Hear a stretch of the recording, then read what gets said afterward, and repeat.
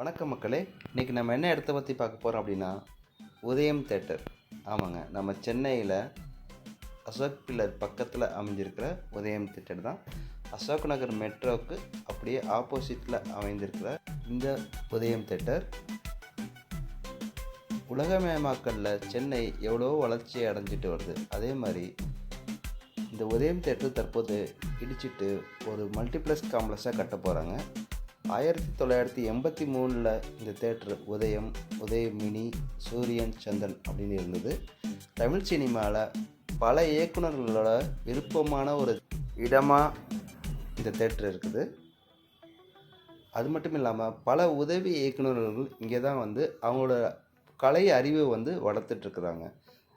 இயக்குனர் வசந்தபாலன் கூட, அதாவது வெயில் இந்த படங்களை இயக்கிய வசந்தபாலன் கூட இந்த தேட்டர் எனக்கு மிகப்பெரிய உதவியாக இருந்தது, சினிமாவை கற்றுக்கிறதுக்கு எனக்கு இந்த தேட்டர் மிகப்பெரிய உதவி செஞ்சுன்னு சொல்லியிருக்காரு.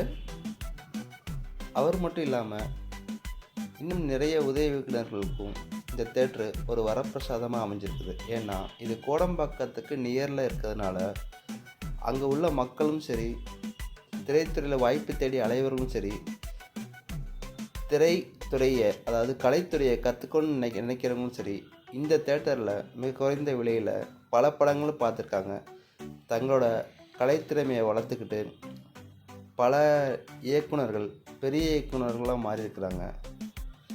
அது தற்போது இடிக்கப்பட்டு உள்ளதை பார்க்கும்போது மக்களுக்கும் நமக்கும் கொஞ்சம் வருத்தமாக தான் இருக்குது.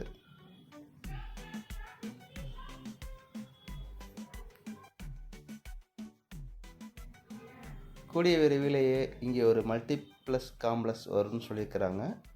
பட் அப்படி வந்தாலும் அங்கேயும் தேட்டர் இருந்தால் கண்டிப்பாக இந்த இடம் மீண்டும் ஒரு பொழுதுபோக்கு அம்சமுள்ள இடமா மாறும்.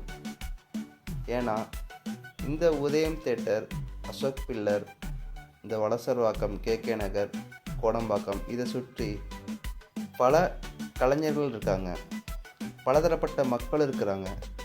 ஸோ அவங்களுக்கு இது பயனுள்ளதாக அமையும். நன்றி, வணக்கம்.